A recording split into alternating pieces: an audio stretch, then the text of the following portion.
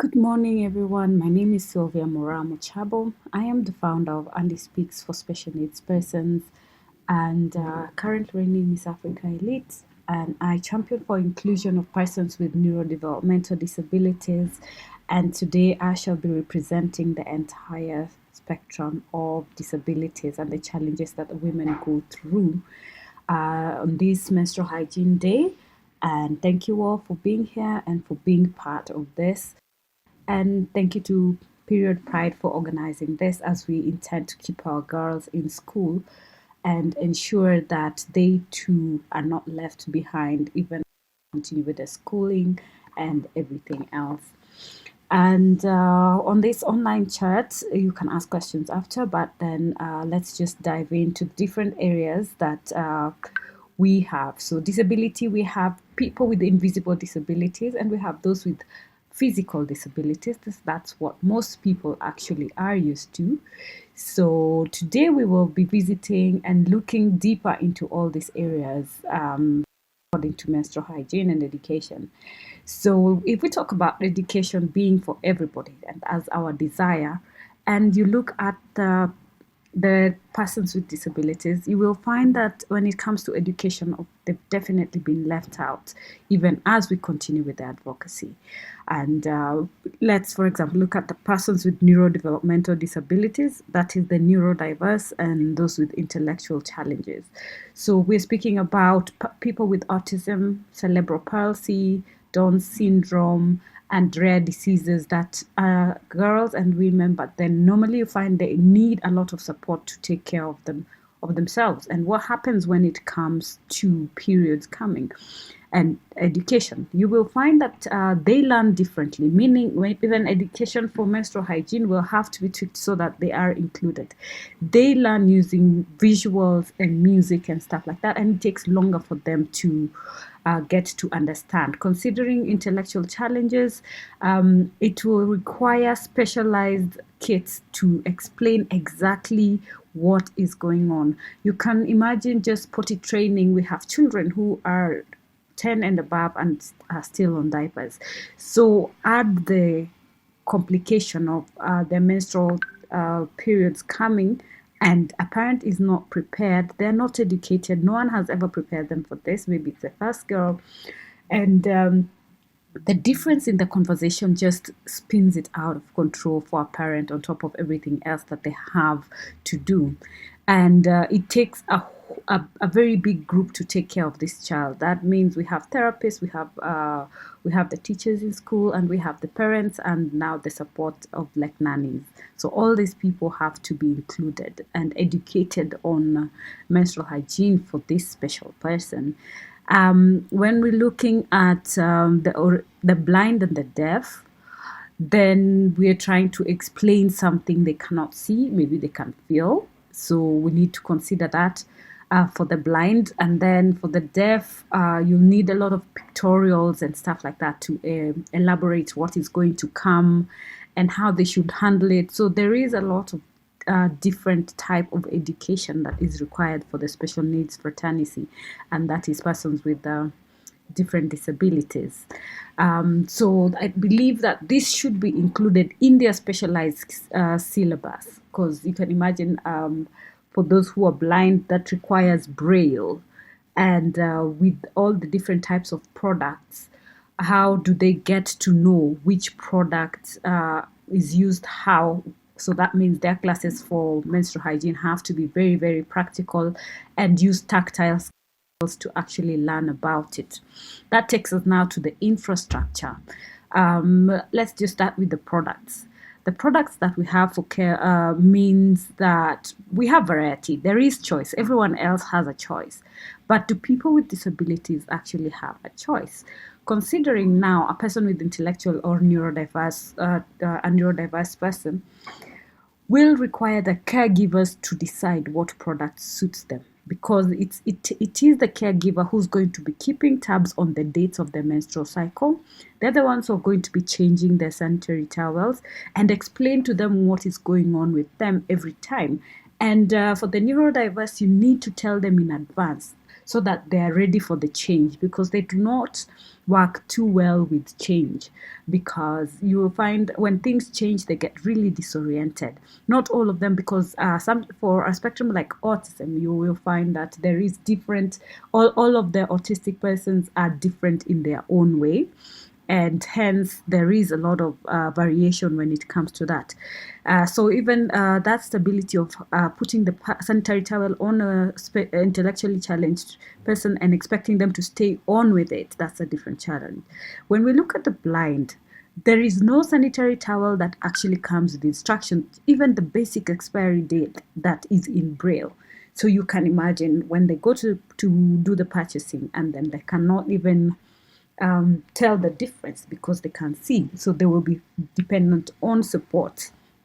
And for the ladies using crutches, have you ever imagined how the ones who have the disability where one leg is shorter than the other, and that brings challenges in their mobility, and meaning that now when they're moving, they have to be very cautious. Are the products is that factored in the product? So that's some of the things that when you're looking at product manufacturers to consider when they're looking at pWDs. Let's come to the intersection of infrastructure, the architecture. This involves now our environment, the buildings. When we're talking about the entry, the size of our toilets and amenities are usually very small. Not every building actually has a toilet for persons with disabilities. This includes the blind. It includes those on crutches. It includes those on wheelchairs. So imagine a wheelchair user going to a very tiny toilet, and she needs to change her sanitary pad. So that is a challenge. In the same scope and in the same breath, let's look at a child with cerebral palsy, a youth with cerebral palsy in this case, who needs change. That means they need to be supported. All right. So that means there has to be a caregiver going in with the wheelchair and the person to help them change. They need to lift them up and all this. So you can imagine the amount of space that is required, which forces people to do it out in public, which also the dignity of the girl is also put on the spotlight. So that comes to the amenities. So we need to have the government consider that, so that we have that even in schools, for special schools and stuff like that, and and offer education to our architects so that they consider all this when we're looking at how we're going to have proper inclusion and international designs for this persons with disabilities. Then we go to stigma. Generally, we all know that there is stigma by default when it comes to persons with disabilities. That is something that has been there, especially in our African culture, because we consider them as less of human beings, for lack of a better word, or just let's say less, which is not. Not many people actually remember that persons with disabilities also do have the menstrual cycle. Disability does not take it away. So it is part of them. They go through the same things that we do go through. So you can imagine the stigma that the caregivers have to go through, and even the people themselves. And their self-esteem gets what do you call it? They get issues with self-esteem because of the already existing stigma. So what about when they're on their misses? That like doubles. We find that single parents, most of the, like I'll talk with the neurodiverse community and those with intellectual challenges, you find that the fathers leave, so you have a single parent who's burdened with taking care of this child and everything else, and they still have to handle the menstrual hygiene for them, and it is quite a daunting task. So for as a community, we'd encourage people to embrace those different, the people with their differences, because we're never the same. We are all different, and we need to appreciate that. Then because of their disability, we have, like in the neurodiverse, we have those who cannot talk, and those maybe who have not had the chance and exposure to learn sign language. So you find that sexual predators find them as an easy target, because if you take advantage of a girl who cannot talk, that means she cannot report you and you can get away with it. So that's the other thing that we need to always have in mind and consider, and also just support them, especially during their cycle, because you see, the minute that's general public realize that okay, she's she has her menses, that means she's ready for she's able to conceive and all that. So it's a risk, although it is nature, but then that's one of the things that goes through. So then we'd also like to urge the policymakers and those who work and the people who do designs for menstrual products to always include at least a person with disability or someone who is educated in that space, so that they can be able to guide you and advise on your design and when you're looking at the solution, so that it is inclusive. But most of all, let's not forget that they too have their menstrual uh, cycle. We come to access in terms of sanitary products. Affordability is one of the challenges. Depending, most of those, let's say in the sub-Saharan, in the sub-Saharan, depend on the programs and donations that come to schools and give donations for our children and that is the youth and women. So you can imagine when that is taken away, especially like a time like this where we have the pandemic and our schools are closed. So you will find that supply goes away. And those marginalized areas also depend on that support. And right now, with limited movement, they don't have that. When it comes to special needs parents, I'll now be categorical in the neurodiverse community, which is the one that I focus on mostly.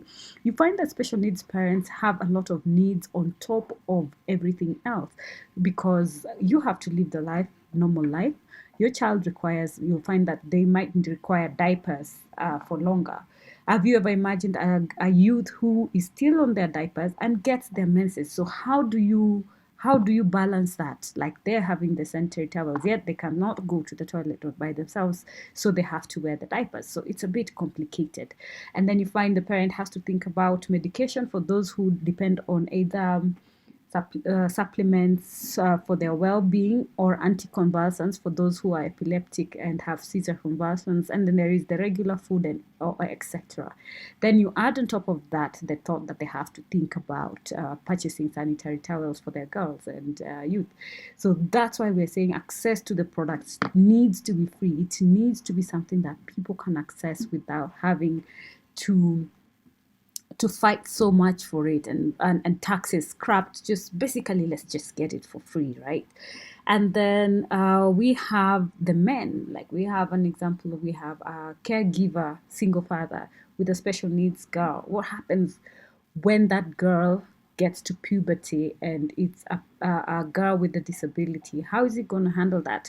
And more so for the neurodiverse and those with intellectual challenges. So you can imagine you're a father, you have to take care of your special needs girl who's in her puberty, because there is no support. Maybe you're not surrounded with females around, and you can imagine how complex a situation that is. And of course, you can't let them be with everyone else, because also, like we said earlier, they become sexual predators, prey on those who are nonverbal.